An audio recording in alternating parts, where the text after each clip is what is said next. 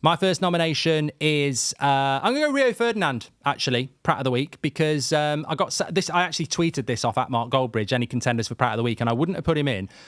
I was halfway there. So basically, in late November, he was asked about Saka or Doku, and he said, Doku. I'd pay money to watch Doku. Doku's the man. And I thought, well, look, okay, that was when Doku was playing really, really well. But then I thought, well, no, it's still a Pratt of the Week contender. And then apparently last week he said that Saka's not world class.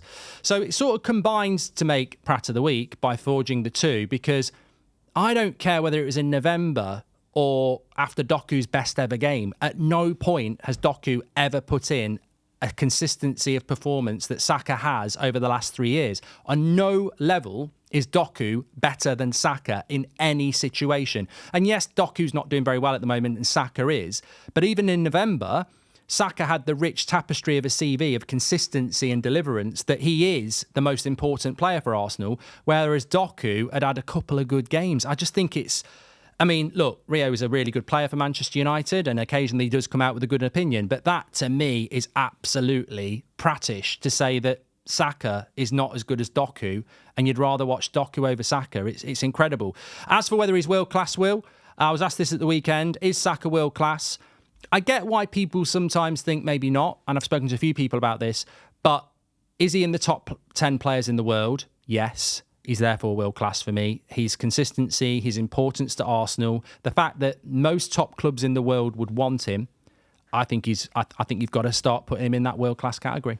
Yeah, and also he's sort of come through that adversity, hasn't he? Had a bad run of form, even everything that happened after Euros, he came through that and smashed it. And I think overall, like, this doesn't come into ability in top 10 rankings. It just seems like I'm so glad he plays for England, because he seems like, I think even when you look at that England teams and the behind the scenes thing, he just seems like such a good character. So the more he can be at the best of his game, and like we've just got such a good window of like the next 10 years with Saka and Bellingham and everything we'll go on to in another episode. So yeah, no, I agree with you, which pains me inside. But I think what the problem is, I mean, the definition of world class is an interesting thing because it's very personal and subjective. Some people have 60 players that are world class at any one time, so they're even putting in people like Kyle Walker. For me, 10, probably 10. And if they're all attackers or midfielders, then you might have a few extras where you go, Alisson's a world class goalkeeper. But the reason, the criticism I see for Saka is, he had a bad month in January. We've got to move past this whole Messi, Ronaldo. We were blessed. I've said it twice. We were blessed three times. Messi and Ronaldo were subhuman. Their consistency was disgusting. It was unbelievable. Any other player is if we get another player like Messi and Ronaldo that can play consistently well every single game, they're not world class. They are universe class.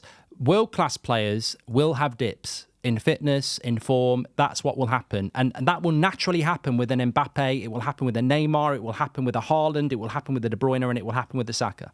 Well, yeah, you say all that, though. I do think we've got the sort of next Ronaldo, Messi, Bellingham. revolution, Jude Bellingham in Maybe. that. But I also think we won't get anyone to those sort of levels because individualism is going out of football, isn't it? And I want it back. I want it back as well, and that's a debate. That's Pep's fault. Debate for another day. A debate for another day as well. We could individually go away, do some homework, and not be rushed on it as our top 10 players in the world right now. Well, we're going to do that. We're going to do that. Get that written down. But yeah, I just think it's so systematic, formulaic. Pep's fault. Where Pep's fault. We're never going to get a Mourinho or a Messi, or he's messing me up.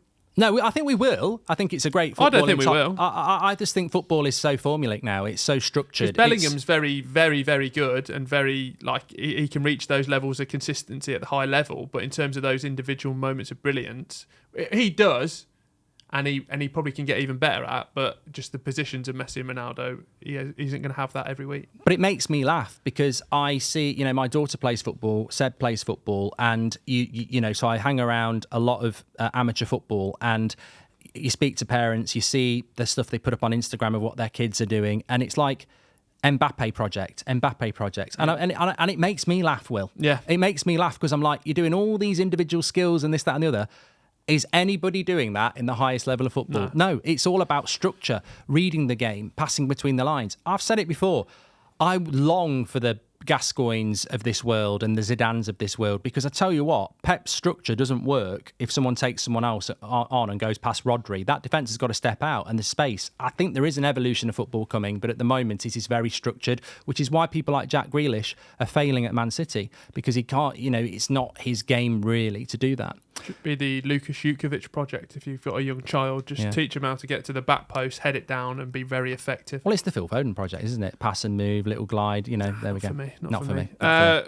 Everyone that was a big nomination on Twitter was Michael Beal. Now, before we get into this, Blues did beat Sunderland. Massive sold-out house at St Andrews. Also, big shout-out to Tony Mowbray. News came out this morning. He's going to be off work for the next 6 to 8 weeks with a bit of an illness. They're sorting just it out. to people at home, if this sounds like it's a foreign language, he's talking about the Championship and Birmingham and Sunderland. Yes, and I'm also talking about Tony Mowbray. So wish him all the best. Yes, wish him all the best. He'll get better soon, and we'll be back firing. But in that game, Michael Beal, who's had a bit of criticism of Sunderland manager, some of the fans, well, a majority of the fans not for him, player walks off, Trey Hume, who he's bought off, definitely can see him in his peripheral vision, and he's trying to shake his hand, just completely ignores him. But he had a bad game? Oh, I mean, I didn't see his full game. But regardless of that, if you still do a little acknowledge. No, come on. If that player's let you down and let your fans down, and then he's there, it was 1-1 at the time. He's there wanting to shake your hand, and you think he's had a bad game. What a better way to let him know you're not happy with him? No. Oh, you're so woke, Will. No, Will the woke. You've got to read the situation, Mark, which I think.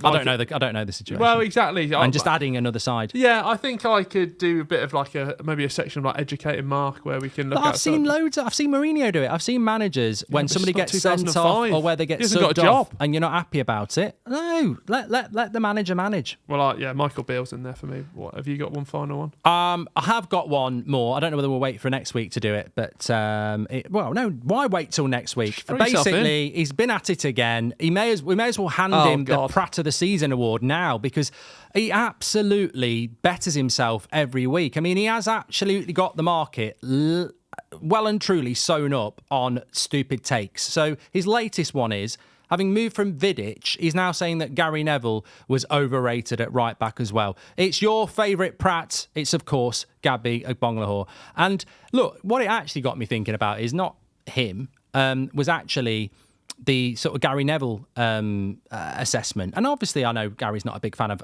my work, maybe a fan of yours. No, I'm not throwing you in there, which is absolutely fine, but I don't run agendas based on things like that. There are players I don't like that are legends of the game, that's established, but I've got no problem with Gary Neville anyway. But what I will say is, there seems to be this constant thing that Gary Neville wasn't a very good right back because he's very humble in relation to, I was rubbish. I just used to run around a bit. It was the players around me. God, no. It's a bit like what I was saying about Wenger then.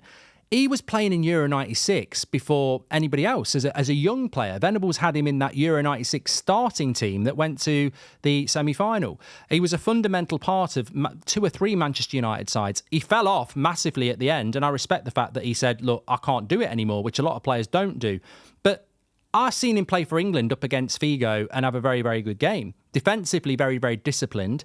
On the overlap, funnily enough, very, very good, and a good name for a podcast because he was very good on the overlap. A lovely cross, very good in the air, very tidy player, read the game really, really well. I think that comfortably goes down as one of the best right-backs England have ever produced, and arguably the best right-back in Premier League history. And just because he says I wasn't, doesn't mean that it's an open door to everyone say, well, he said that. It doesn't really matter what he said. When he's dead, he's going to turn up as a ghost and go, well, Manchester United, I was a rubbish right back. It won't. For me, he goes down, again, as somebody who's seen the whole Premier League, he goes down as one of the best right backs ever in the Premier League. And also a massive message to everybody who wants to be a footballer. We're not all born with God-given talent like Cristiano Ronaldo. Gary Neville, like other players, is a player that is probably no better than any of us at 10 years of age. But the work rate, dedication and learning took him to that level. And I think those people, for mere mortals like us, those people are better role models than someone like Ronaldo, who clearly has some sort of God-given physique and agility. Gary Neville would have been no better than us, apart from the fact that he worked hard, dedicated himself to the game, and not only made it as a footballer, but he's in this conversation now to be one of the best, if not the best, Premier League right-back ever. Stick that in your pipe and smoke it, Gabby. Two things I'll say. Fantastic audition for the overlap there. We'll get that clipped out and send that over. That's never happening. Lovely stuff. That's there. never happening. And then two, you got to go back to the start of the argument. It all stems from Gabby Agbonlahor. Yeah. We have got to, if you want to stop him it, out. you got. Maybe we can do a bit of therapy. Well, we will leave it out, but No, but I mean in terms of like he knows exactly what he's doing. 100%. It's a bit like he's just another Joey Barton in the sense that he knows what he's saying.